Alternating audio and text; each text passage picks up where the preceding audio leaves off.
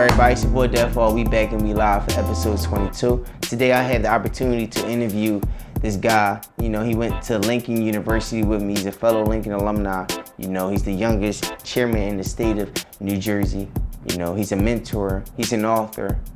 He's a humanitarian. He's damn near everything. You know, he's just out here making his name for himself, and he's been doing a lot of things throughout the community for over a decade. You know, and when I say a decade, you know, this is going back in 2009. I graduated in 2014. It's 2019 now. He's still making moves. So hopefully you guys will like his story. You know, his story is very fascinating. I really like his story, and I feel as though a lot of you guys will like his story as well. At the end of the day, I feel as though a lot of people will be motivated. Why? Because it's an African American around our age that's doing something very impactful for the community. Stay tuned. On today's episode, we have the man that does it all. You know, I don't even know where the hell I should start. No, I'm serious. You know, we got a fellow Lincoln alumni. Hell you. You know, we have the youngest. Let me clear my throat. We have the youngest chairman in the state of New Jersey, if I'm correct. Yeah. You know, we have an author, humanitarian, and also mentor. He goes by the name of Ashton Burrell. What's up, bro? How you doing, man? Appreciate you, bro. You know, appreciate how you doing today, man? It's been a good? minute, bro. It's been a minute, yo. We can go back. We go From back the to drive. Lincoln Drive. Yeah, yo, bro. We go back to Lincoln Drive, man. For those that don't know about Lincoln Drive, that's the first show I ever started at Lincoln University. Yeah. You know, I had a radio show with Asia and Melissa. Been at it. I was fortunate enough to interview Ashton back then, but we had introduced him as TC Uno because he was a rapper at the time. You know, he's a man that wear different hats, you know. But we about to just get right into it, man. You go by the name of the man of the impact. Yeah. What's the meaning behind that name, man? Yo, we just execute, straight execute, you know. I think a lot of times, especially within the community itself, a lot of people have lost faith in a lot of their leaders. You know, a lot of leaders nowadays is getting put in a hot seat, you know, because people, you know, have access to more information now. So a lot of the stuff that people was telling people before, they could go look it up within like seconds. Right, like, you know, person could be giving a rally speech and the person could say something like this at 501. 501, somebody on that phone like, whoa, but back in 2007, you was against this. Like, you know, so I try to just execute in everything I do. And it's funny, one of my peoples from Detroit actually said that would be a good name. And that's how that came about. Yeah. Now, the man of impact, I didn't even know you was an author, bro. Like, it's to a point where it's like, damn, like, what don't you do, man? Like, you got this book, you know, called The Breakdown of Impact. Yeah. And what motivated you to write a book, and what is the book about? So it's called, like you said, The Breakdown of Impact. Basically, what the book was, it was a daily guide to get people through whatever they was going through. So basically what happened was there was a young man in my mentorship program who had came from incarceration, and he was wondering how to make an impact, and he kept asking me, you know, what can help him make an impact. And I never sat down to think about it because, you know, a lot of times was just going through stuff, and that's one of the things I'm trying to learn about doing now, like really sitting in the moment of things. Okay. I feel as though a lot of times we just think, you know, we supposed to be at this point because we not enjoying the point that we at now. Right. And not realizing how far we done came from like yesterday. And I sat down and did that, and I wrote out what an impact is, and I wrote it out each letter. And I was like, this is what an impact is to me. And I passed it to him, and he ended up graduating from high school, you know, signing up for one of the community colleges.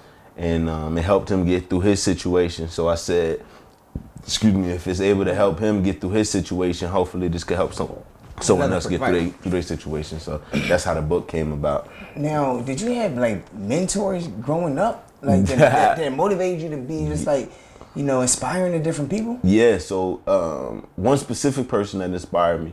I'm originally from Philly, so I was born in Philly, stuff like that. You got that 267 year old too. I do. And my aunt, she actually ran a camp over at Belmont, down west, down bottom. And she ran the camp there, and the way she just ran it, that always inspired me since I was young. You know, I remember she would charge whole houses of families, like 6 kids a house, $5 for the week. And made it stretch. When I say made it stretch, we went to the movies, we went to the pool, we went to Clementon Park. Park. Yeah, that was paradise back then. Yeah, young boy days, right? Yeah, like you was a young boy in Philly. Young in Philly, you know Clementon Park. Like, I think was it Cinnamon Sin or is Clementon, Jersey? What is it? Cinnamon Sin? I remember the commercial. They'd be like, "Come to Clementon Park." Yeah, man, that's back in the day. Now you have a mentorship program. Yeah. You know, I'm gonna try to cover as much information I can because it's a lot. You got to track, right? For sure, you know? for sure. Now, this live or live, live mentorship. You know, life and visions of evolution. Yeah. Like break down that you know. What that is. Yeah. Basically, what's funny is the idea of live. I actually had it when I was about 16, so I was probably like about to be a junior or a sophomore. I think it was probably like the end of my sophomore year in high school. Okay. And the interesting thing about that is I ended up starting the program my sophomore year of college. So it's something with them sophomore years. And when I did that, at first it was going to be life in the fields of education. And that was a high school idea I had, where I wanted to create a program where it put people in their fields of education. So say you in high school and you want to be a doctor, so maybe you could shadow a doctor. Say you in high school and you want to work at a radio station, you could follow around somebody and start building a rapport with somebody who's already in that field. So by the time you get to college, I remember I got to college I was a mass comm major. Then I ended up finish in business. Right. You know what I mean? So what I wanted to do was be able to plant a seed in young people's mind early. So then when they do get to that point where it is time to go to college, it's like, yo, I don't even need college for this. You know, I could go this route. I could go to this trade school because that's what I like to do. I've been following this guy around for all these years. That's what I want to do. Right. And just help with the decision-making process a little earlier. And, so when they would get to college, they would already know what they was trying to do and they wouldn't have to waste time. I'm not saying that it's a waste. It's the truth, though, because, a lot of people, the first 2 years in college, you're going through your core classes, You really don't start your major until your junior year. And then you have some people that's still undecided until their junior year, which prolongs their college graduation. Facts. And speaking of college, you got your master's degree from LU, Lincoln University. Yeah. And I'm currently in the process of getting mine as well, but I'm doing human relations. Yes. Congratulations on Thank that too, you, man. Appreciate it, bro. You're doing the damn thing, Appreciate it, bro. I want to get back into, politics. Yeah. Now, I want to say it one more time, politics. A lot of people our age, that's our background, don't get into that. Yeah. What inspired you and what motivated you to, shift your focus that way? It was a few things that really shifted it. Some of it kind of found its way towards me, where I kind of found myself in the midst of it. And I realized also, as I started the mentor program, a lot of people that started to attract towards me was politicians. So I was like, man, that's interesting. That it's politicians attracting more towards me now because I'm doing this stuff with the youth. And then once you realize how deep politics is, that's when it's like, wow, like it's to study it and really, watch the playing fields of I know Philly just had a big, I think Jamie Blackwell, she just lost office. I believe she lost office, or I think she lost the vote. Okay. I saw that. So just the shakeup in America right now is interesting because a lot of people that's been in office for so long, people are starting to challenge them. People starting to say yo, you've been in here for this amount of time. Right. It's a new day. Right. And, I think those type of things, it's kind of like, you got the younger generation saying, yo, y'all had it for a minute. Like y'all ain't do nothing with it. Right. Like now we come to take what's ours. And you got the older generation like y'all not ready yet. Y'all not ready yet. Y'all gotta learn. And in some cases that's true. Right. Because in some cases, sometimes we'll think that we need to jump into something and something like that, and then we might have an old head. Like I had that situation, so I'm speaking from experience where I'm like, man, F that, man. Like, nah, we need to ride it. Like, nah, don't do that. Then it come bite you in the ass, and you like, oh, that's why you were saying that. That makes sense. You gotta go through experience yourself. Got to. Like you were just saying. Now, with that being said, you won. Yeah. Now, was you running against anyone? So I did. I was running against someone, and it came down. It was a vote. It was a vote amongst the council. Right. And I ended up getting the vote. The person I was up against, tremendous woman, doing tremendous things. Nothing but respect to her, and my hat goes off to her. It was big for me because I was just like, man, I was, so on the council, we had like the deputy attorney general in the building. We in the attorney general's building, having these meetings in Trenton, state capital. So it was like big for me, you know what I mean? And especially from where I came from in the council, I started on the executive committee. I started as a public member, then I moved to the executive committee. A big salute to Rich Rivera, who's the former chairman. And then from there, just started learning everything a little bit and, decided to throw my hat in the ring.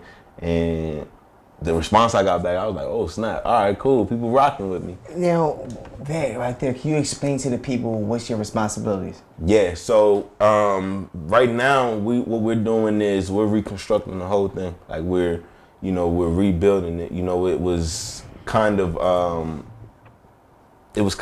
on pause for a minute. Through the governor changes and stuff like that in New Jersey. Right. And now, so from Christie to Phil Murphy now, and so it was a shift going on. So, now we had to wait till everything was in order. So now we back getting everything on board. But basically, we deal with the human relation problems in the state of New Jersey. Some of the things we have a conference coming up for criminal justice reform. Over at King University, so we're working on that right now. And basically, what we're trying to do is just get all the human relation councils also, back reactivated in every town, and just get people on board and start bringing people out, so we could really, start digging into the a lot of the issues that's going on within every community. Now, I want to, do a backtrack real quick. I know you said there's a lot of things that's shaking up. Yeah. Speaking of things that's shaking up in you in the politics, I want to get your thoughts on something. I wanted to touch bases on this on my previous episode, but I really didn't touch too much into it. What's your thoughts on this Alabama governor? Oh, man. Are you allowed to speak on that? Nah, I mean, to me, I personally think when it comes to women and their bodies, they make their decision. I agree. Pac said it best, but when we talking about a woman in the decision on their body, like I remember I was in, like I want to say middle school. I know one of my friends I had in middle school. He was going through a situation with one of his relatives where that was raped by a family member, and she had the baby, because because the family was kind of like, yo, we ain't gonna talk about it, and it's messed up because it lets you know how far that behavior from the past travels to where we are now. Like this is nothing new. Like they've always that's always been a big thing. Other people telling other people what to do with themselves. Right. So it's starting to become so limelight now. So it's like I just feel as though it's crazy. I was watching if I'm not mistaken, I think Ish said this on one of his shows. And it made me think. He was like, just imagine if you had sex with a girl. Yeah. And, you just had that one night thing or whatever. And whatever happened. So you mean to tell me I'm forced? I mean, yeah, you know. Don't get me wrong. You know what you get yourself into. Yeah. But you're forced to have this child now with this person. Yeah. You're forced. Yeah. And this is something I don't agree with down in Alabama. You know, this is big to me, man. Mm-hmm. The fact that they said you cannot get an abortion even if you have incest. Yeah, that's rape. wild. That's wild. And I think it goes. And it's men that voted. It's not a single female on there that voted that. Well, I mean, you see the Me Too movement and stuff like that. You know, I mean, I don't get religious and nothing like that, but a lot of this stuff is right in the Bible. You know, a lot of this behavior is right in the Bible. You know, I don't know.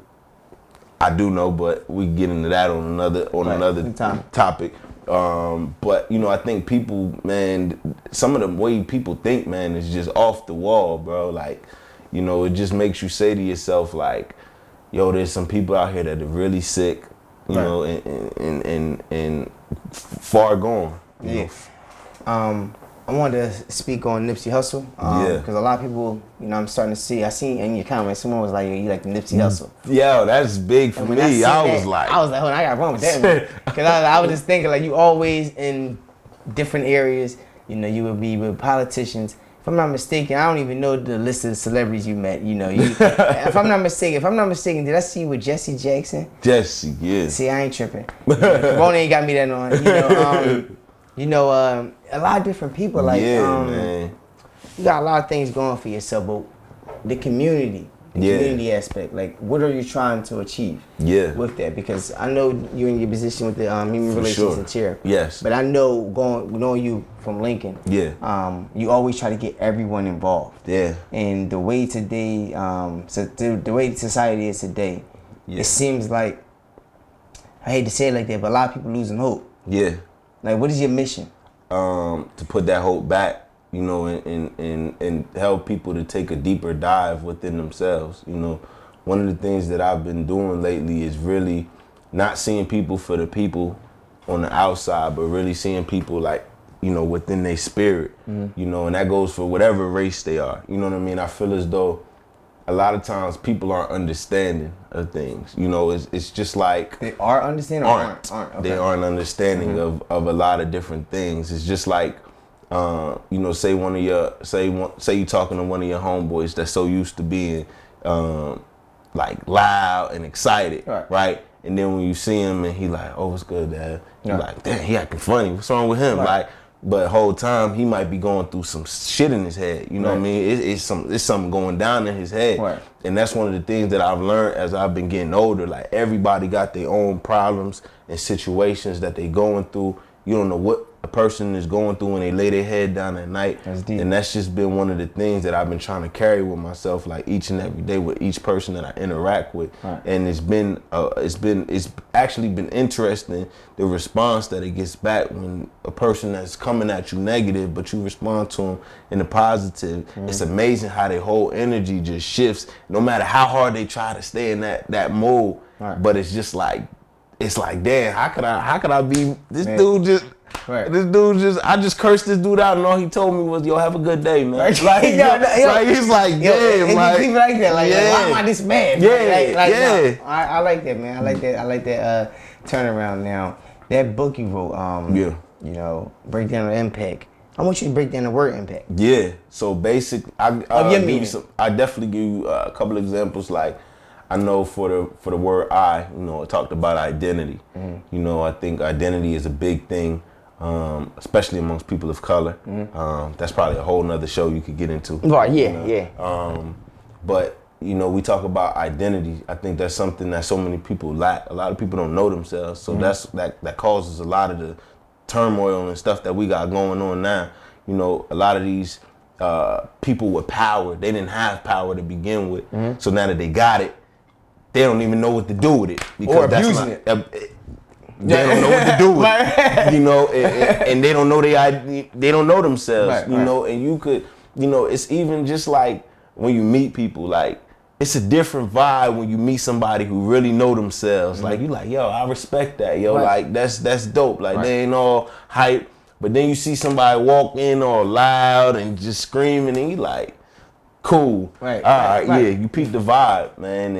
And I used the letter I for that, to talk about identity and just knowing yourself.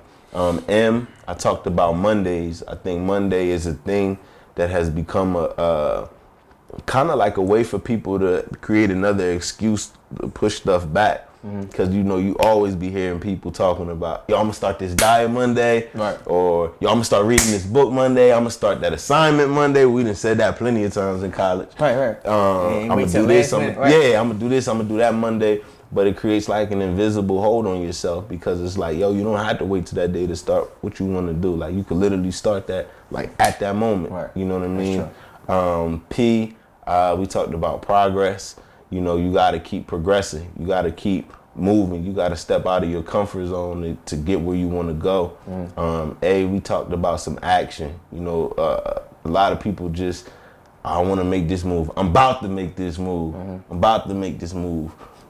That's one of the key reasons why I embraced the Man of Impact, because I like to be about the action and really come through, because I like that feeling of knowing like, all right, we did everything that we set out to do, plus more. C, we talked about like your character. That comes with you everywhere. Your character, your character gonna speak for you even when you're not around. Right. If you a stand-up guy, you gonna hear nothing but people saying, yo, that's a stand-up dude right there. Nipsey, his character lives on. Right. You know what I mean? That's all you hear people saying. He was a solid. I haven't heard one person say anything bad about him. Right. You know what I listen, mean? and the funny thing is, I don't mean to say this, but like, even when Nipsey smacked the hell out this one guy, I know you remember that. You had to respect that. No, I know, right? he went up to his man, he killed. Hold up. I remember it, but but all jokes aside, though, that's real though. Yeah. That takes a long way. But and get back to T. Oh, and T, we end up talking. What was T? Man, I think T, we end up talking about. I forgot. Don't worry about it. I had to get back to that. No, We're don't gonna have worry to get about back it. to what we talked about He in broke T. it down from impact. If you want to take the T off, you already know how to impact. Impact. You feel me? Impact. Nah, real right impact. You feel me? But I wanted to get your thoughts. T, we talked about talking. My fault. Talking. Because it's one of the things that people have gotten away from doing. People don't know how to talk no more. And it's little stuff, because all it takes is for you to talk to get to where you might be headed in life. A quick example. I went to an art show with my mom, and I was not into art at all. Like, I did not care about it. That wasn't anything on my mind. Right. And she was like, "No, you need to come." So I ended up coming, and the part about me and giving back and stuff, I saw somebody that was moving Pepsis and stuff. And I went to ask them if they needed help, so I helped them move the stuff in. Come to find out, he the owner of the whole thing. Building. Harlem Fine Art Show. You guys can check them out. They're the largest traveling African-American art show. He gave me my first internship, Mr. Dion Clark. Off of helping him. Off of helping him move some waters and sodas, bro.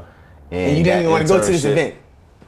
At all, bro. And that respect. internship is how I got introduced to one of my mentors, who introduced me to half of the celebrities I know. That's crazy. Yeah, bro. And he told me straight up on the spot. He was like, "Yo, I like your character. I like what you doing. I don't have a lot of money to pay you, but I can give you more than what the money gonna pay you." And it has, man. Opportunities. So, yeah, forever grateful for him too.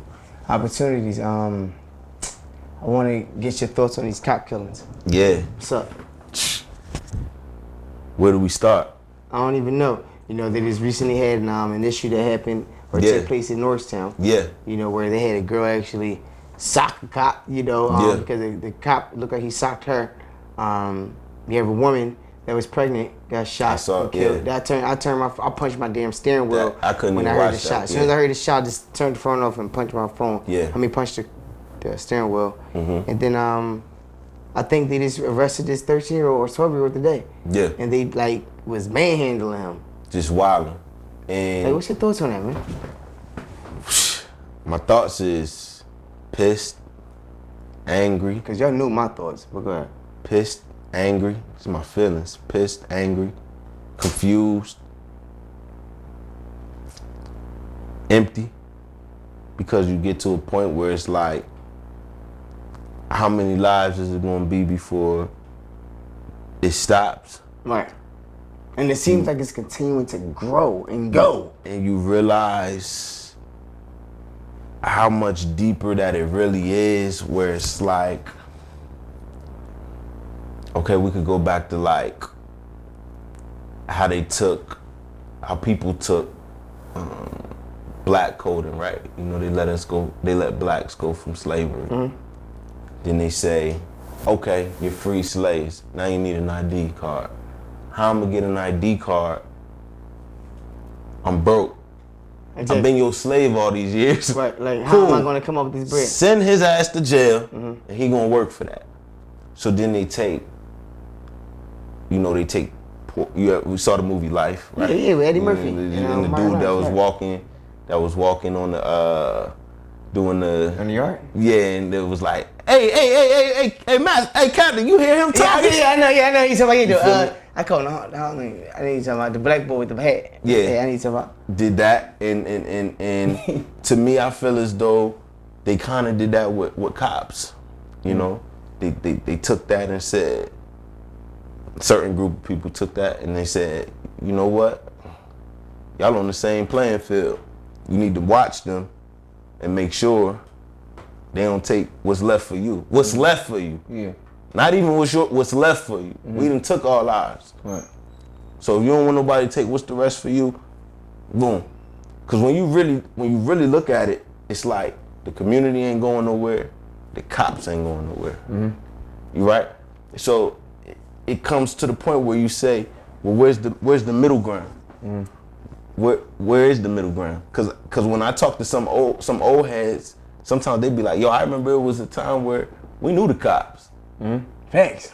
We knew the cops, you know? And I remember when I was younger, to a certain extent, you knew certain cops. I say it again. I was a participant in POW. Yeah. Wow. Yeah. That's taking it back. Yeah. And cops was cool back then. Like, you feel me? But, yeah. So one of the things that I've been working on was the Shoot Hoops Not Guns, and I actually brought the police department in on that. I think a lot of times, one of the biggest things I see with between officers and the community is there's no understanding. Right. You got two people on edge, right? You got the people in the community who got no trust in them because they haven't been shown a reason to have trust in you. And then you got officers, right?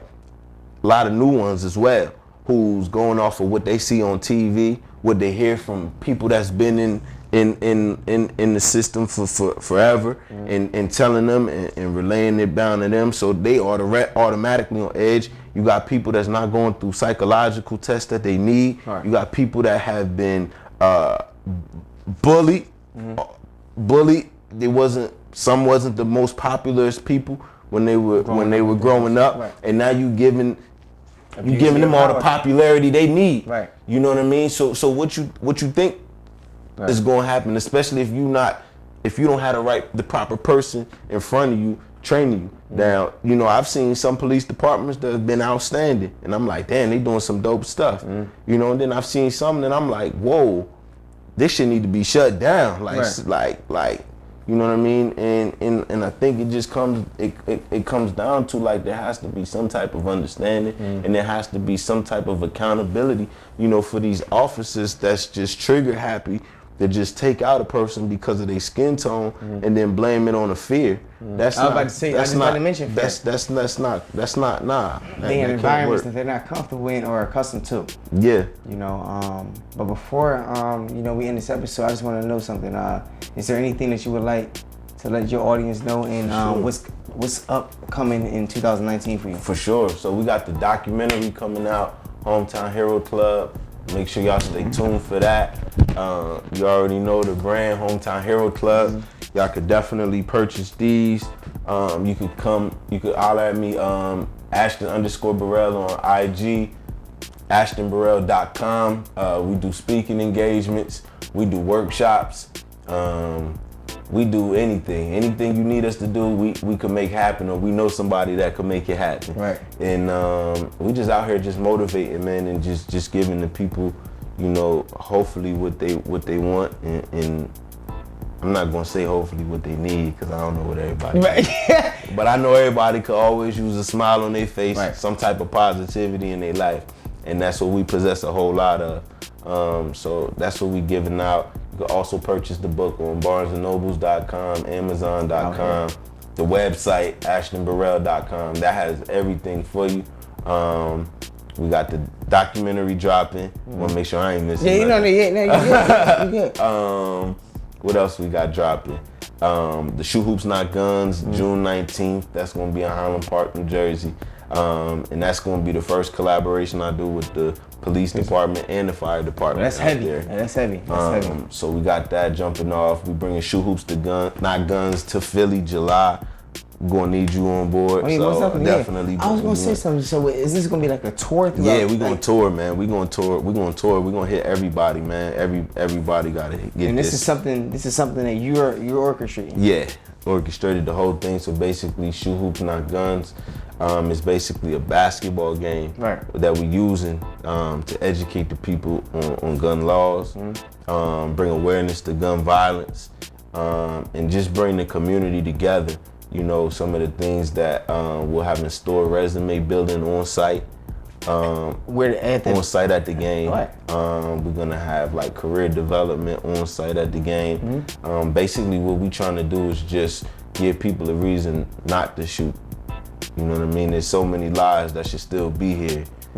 If there was an opportunity presented, you know, people wouldn't have even been in a situation to even do what needed to be done. I mean, since but there you have it. You know, I was trying to end this on some smooth stuff, but he just ended it even more smooth. You know, he just broke it down on Shoe Hoops, Not Guns, right? Yeah, Shoe Hoops. Absolutely, man. Ashton Burrell, you know, fellow Lincoln alumni. You know, just like myself, man. We out here, we grind. I'm gonna see this man at the top, man. This man ain't gonna never stop. And I'm actually sitting next to someone that's in a damn chair, man. You know, I'm proud of this guy, man. Episode 22 of the Dev Hall Show. You already know how they go. Yeah.